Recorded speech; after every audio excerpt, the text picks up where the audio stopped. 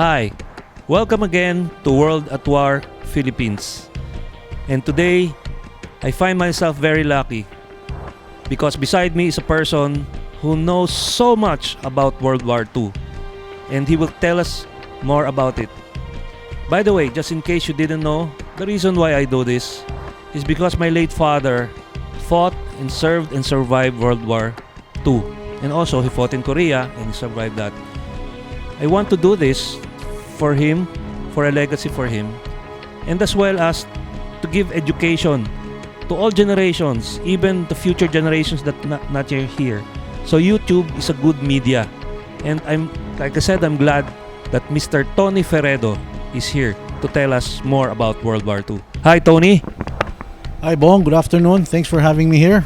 It's a pleasure. So, Tony, you look very young. So, how did you get into World War II stuff? At least ako, tatay ko sundalo. So, how about you? Well, I'm not really that young, no? So, I'm somewhere in the middle age now. But I actually started liking or going into history of World War II because of my uncles who actually fought in Bataan. I had two uncles who fought there. Only one survived. And the fate of the other one I only knew about last year. So, very, very compelling for me, no? So, so I grew up actually at that time, in the 70s. I was born in 69, but in the 70s, you were actually growing up with the veterans, no? Marami pang veteranong buhay nun eh. So hearing their stories, I was always at my uncle's lap, asking him incessantly, Uncle, ano nangyari sa Bataan? Paano nangyari gato? Sinong kalaban mo? Ganyan. Ano pangalan ng uncle? His name is Juan Feredo. And He served with the constabulary. Okay, at the service command in Mariveles. He was actually captured there, endured the death march, was released out of Capas, and then later on with the guerrillas in Infanta and Quezon. So yeah, that's how I started out. And the other thing is my father actually loved buying books, historical books, like mostly the war in Europe, so Nazi Germany, Hitler, and things like that. No? But my keen interest was really on the Pacific War. And then, reading all of these books, I was so amazed. And then, the famous hobby at that time in the late 70s to the 80s were actually building scale models. And I still build scale models up to this day. Yeah, pareho tayo. That's good, okay. And right now, my themes for building scale models are usually military hardware that served in the Philippines during the war. So including their markings, their colors, that detailed, no. And then I took an interest in specifically on the air war because I love planes. So so I'm actually writing my third book right now with a co-author. Don't hold your breath. Hindi pa siya tapos. But it's going to be about the air war in the Philippines from 44 and 45 with a lot of perspectives from the Japanese side. Yeah, it's being written right now. Okay, my co-author is a Japanese American who's based, he's very famous in the historic aviation society. But other than that, anything to do with World War II in the Philippines, I'm very interested, especially about the Bataan and the Corregidor campaigns. No? So, for the last 35 years, I've been a battlefield explorer. Very low key. I don't really broadcast much of my explorations, but I think now it's about time I should, tell the public of what I found and all my research. It's about time that the factual stories have to be told. Okay, and sometimes you cannot blame it because the research material during the 70s and 80s and even up to 90s were actually not at reach to the public. Now, the archives is open, it's online. Sad to say, ang comprehension ng mga bata natin is very, very short. That's why short videos actually appeal to them, If you don't get their attention in the first minute, that's it. You're done, di ba? Ano yung kwento ng mother ko? Kwento ng mother ko sa rooftop ng CK Apartments nung nag-air war na over Manila Bay, pinapanood nila. They were watching it. And nung habang pinapanood nila, unang sinabi ng mother ko, alam mo ang tunog ng eroplano ng Amerikano as against the eroplano ng Hapon.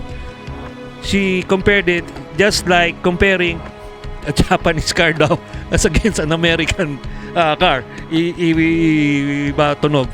And secondly, obviously, because of the superiority of the, I think the P-38 Lightning, kung nandun yun, I'm not sure kung nandun yung Mustang over Manila Bay, but yung the A6M Mitsubishi Zero and the other Japanese fighter planes, outdated na sila by the time noong 1945. So yun yung konti lang cliche na masishare ko about that. So now we know why you're interested in World War II.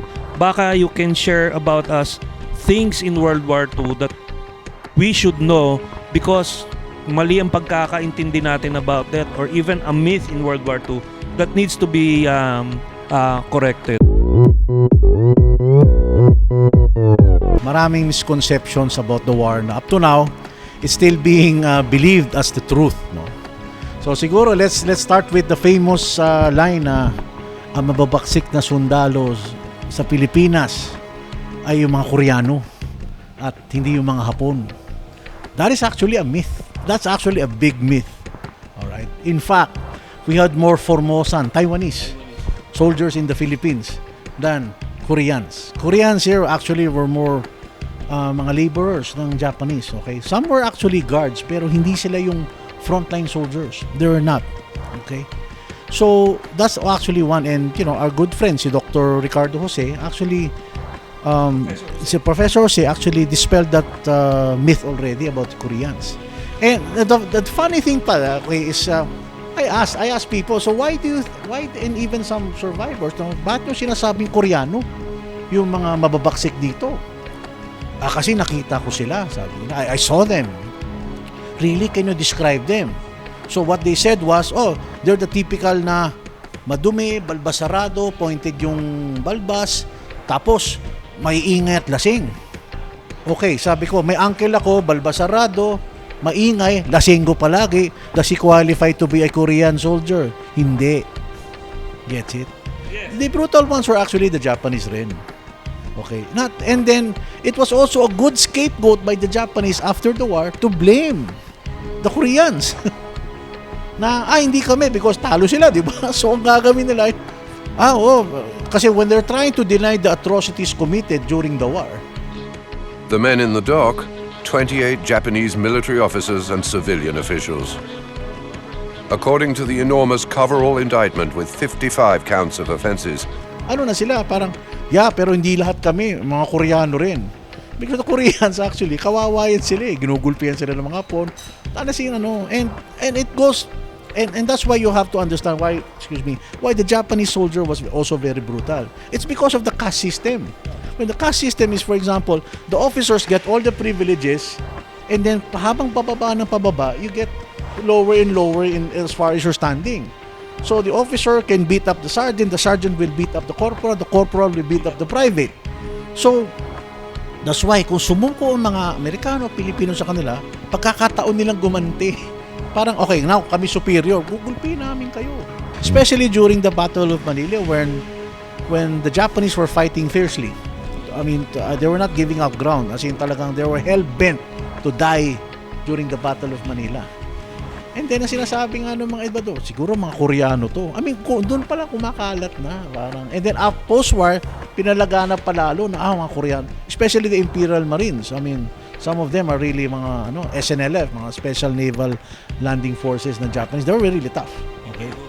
Yeah, Iwabuchi's men. But Iwabuchi actually had a what do you call this? A motley crew of, for example, sailors who became infantry because their ship was sunk, and at the same time, yung mga ground crews, planeless pilots, well, actually some of the pilots evacuated, but the ground crews, nawala ng planes masaservicean, sila na. The airplanes of the Japanese forces are divided basically into, one is from the Imperial Japanese Army, wala pang Air Force noon, and the other was from Imperial Japanese Navy.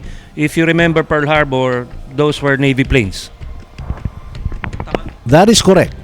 In fact, these two branches actually had their own air forces. So the Imperial Japanese Army Air Force and the Imperial Japanese Naval Air Force. Okay. So, like any service command, these two are like oil and water. They never really see eye to eye.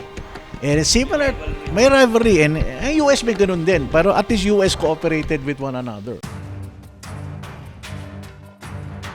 With little opposition from antiquated anti-aircraft guns, the enemy attacked both facilities, destroying their radar equipment and strafing or bombing the aircraft that had been holding for permission to attack the Japanese. One of the propagating myths before was that, okay, when Clark was bombed in December 8, 1941, they were saying na no, I mean, it's impossible.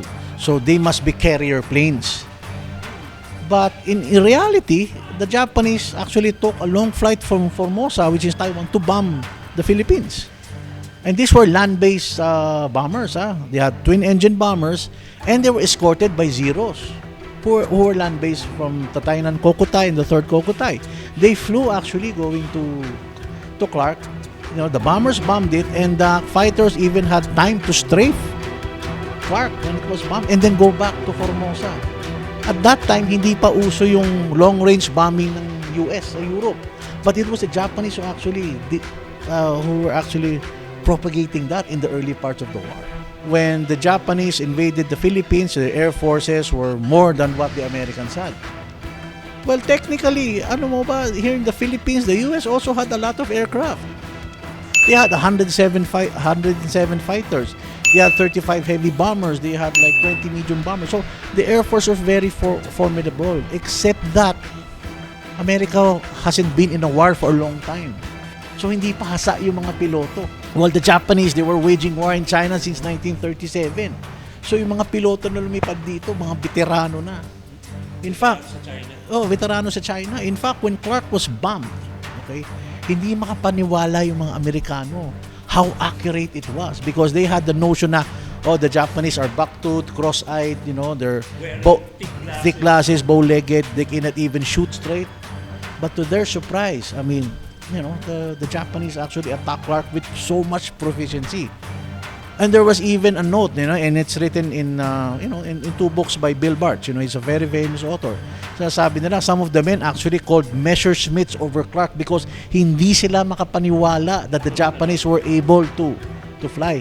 And then later, sinasabi nila, hindi, baka they were flown by foreign pilots or German pilots. No, actually, they were Japanese. I mean, and that's the thing, because I've been studying all these Japanese air units, I mean, for a long time already. Easily mga 20 years. And actually, I even have some accounts of the pilots, like the famous Saburo Sakai, the Japanese pilot. He was here on the first day. I even know the number and tail number of his plane when he flew over Clark. Okay? So, he flew. And then, now the other thing was that, ang kawawa lang sa Philippines noon, we only had like 1 or 2 radars available. Okay, so we cannot actually really spot where the Japanese were coming from. And this is another trivia, that, don't you know, even way before the war, months before the war, the Japanese were already doing clandestine flight to the Philippines. The Japanese Army Air Force started out in April of 1941. They were flying over the Philippines na in unmarked plane, well, they had marked planes, but the pilots actually, their uniforms were unmarked. Tinanggal lahat ng insignias. And the other thing was that, a little, hindi alam ng lahat, some of them had cyanide capsules. At that time, the Japanese were flying in single planes lang, coming from Formosa. Pinapabayaan lang, because at that time, a single engine plane, which actually had a crew of 3, the C5M, Mitsubishi C5M for the Navy, and the Army naman yung KI-15, that's called Allied Translation Babs, or code name. They're flying over the Philippines already. And then after that, the Navy itself, they flew their own reconnaissance mission. And they're flying actually over Clark, as far as, some of them actually made it to Manila Bay. Why the Clark raid was so successful? Because nagtuturoan yung team ni Colonel Brereton, who was the chief of Clark, and yung team ni MacArthur, na nagkaroon daw ng misunderstanding. Because as far as I know, Colonel Brereton wanted to raid, Formosa, which we now call Taiwan, as a preemptive measure. Ano ba talaga nangyari dun? That is a good question, no? And up to now, that's still being debated amongst us, mga historians, especially air war historians. No? But the original plan kasi is for the Japanese to attack Clark. Not long as, parang kumbaga, Pearl Harbor was being attacked on December 7. So across the date line, December 8 dito. So it was already like 3 in the morning. But the plan of the Japanese was really to attack in the morning. But there was a heavy fog in Formosa. So they couldn't take off right away. I mean, the fog was so thick na talagang you cannot even see like 5 feet in front of you. And natatakot na yung mga Japanese because sabi nila, oh my God, if the Americans knew that Pearl Harbor's already being bombed, they were ready. Oo, they were just waiting. And sabi nila, if we can't take off, the Americans could have bombed us. And to the surprise of the Japanese, no planes appeared. Nothing, nada. But when news of the Pearl Harbor bombings reached Manila at about 3:30 or almost at dawn, it was from the Navy side sa office ni Admiral Hart in Cavite. And then of course ni-relay to sa Army. And then yun na. Now, ang namin sinasabi na si Sutherland, the aide of MacArthur, actually got the message. In fact, MacArthur already got the message. Our analysis is he had a nervous breakdown because war started on a time which he did not anticipate. Okay, this is it. MacArthur said, "I'm going to be ready." My Philippine Army troops, he was so bilib na bilib sa mga Pilipino. I give him credit for that. That by the time war would start, ang kanyang timetable is April of 1942. But the Japanese said, "Nope, we're gonna do it December of 41." And there was a reason why the Japanese wanted to do it in December because most of the personnel were on leave, magpapasko. So the Japanese really thought about it, and then even their approach to Pearl Harbor, they took the northernmost route. Yung tipong talagang wala. And then of course, who would anticipate that Japanese planes from Formosa would go and bomb Clark?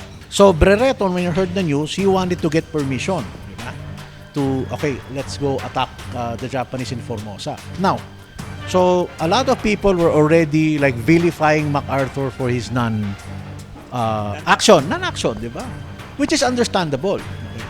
But don't you know that Brereton didn't even know where to bomb in the first place? He didn't know what? He didn't know which targets to hit. Okay? And why? By 10 o'clock, nahimasmasan na siguro si MacArthur na war is already there, di ba? Ito na. It's not gonna be in April. It's gonna be now, di ba? So, he talked to Sutherland. So, Sutherland goes to, okay, fine. We're allowing you to go and strike Formosa. You know what Brereton said? After my reconnaissance, I will fly a reconnaissance mission to Taiwan. So, what's that? So, ibig sabihin, he knows there are Japanese airfields in Formosa, but he didn't know what to bomb. Because why? We only had 35 B-17 bombers here. When the Japanese launched about 100 plus, almost close to 100 plus bombers to the Philippines. 54, actually 108. That goes to show na, despite MacArthur's fault, our Air Force wasn't ready. The other thing became a myth. Ay, kasi nagparty yung mga US Air Force guys previously in Manila. So, marami sa kanila lasing. I mean, ayun na kasi mahirap sir. Pag natatalo ka, dahil mo rason. Daming excuses. And then, they all blamed everything, including, yung oxygen bottles namin hindi pa fill, kaya hindi kami makalipad. I mean, and some Americans and some stores actually believed it. Pero kasi like, when we do analysis, we really have to go down to use your logic. Diba? Use your logic. Now, sabihin mo kung si Brereton was really, okay, let's go and bomb Formosa, and then you come back to me and say, oh, wait, I'll wait for a reconnaissance mission before I fly my B-17s. Wala. And the other thing is that when they fly to Formosa, is there gonna be easy pickings for the CAP, Combat Air Patrol of the Japanese? Because the Japanese knew that anytime bombahin, di ba? Ayun. So that was actually the confusion that actually happened. And then this is the time. So when the fog cleared from Formosa, the Japanese actually started launching their planes. Late na. Okay? And natatakot na sila. Baka makasalubong pa na ng mga Amerikano. In fact, one bomber blew up pa nga upon takeoff. From the first Kokotay, and Nell actually had a mishap. So, na-delay pa ng konti. They had to clear the bomber of the runway and then they took off. So, when they flew, actually going to the Philippines, wala silang opposition. Because ang nangyari naman was that the American combat air patrols were actually flying in a different directions. Okay, it's like this kasi. No, the Japanese used what we call an indirect route. And that was also actually medyo kinakabahan din yung mga Zero pilots eh. The Zeros, okay, will have to fly with the minimal RPM para yung fuel nila umabot. Oo, malapit. And plus, when they fly, they have to zigzag on top of the bombers. That's oh yes, and then at the same time, they're also looking for, in case enemy would approach, di ba? So, naka-drop tanks yan sila. Kaya nga, to their surprise, when they reach Luzon, intact pa yung drop tanks nila. Wala silang opposition. 60 miles away, the Japanese pilots could already see Mount Arayat. That was their beacon. Nagulat sila, wala. Because ito pa kasi. So, anticipate ng Japanese, they actually knew that Iba Airfield in Zambales, they're actually doing pre-dawn flights on the West Philippine Sea side. So the Japanese avoided the truth. In fact, they had a decoy flight on December 6 of bombers flying towards Hanoi, papuntang Vietnam. Ayun yung napipick up ng radar ng iba. So ang akala nila in anticipation, dun yung approach. But the Japanese took another approach.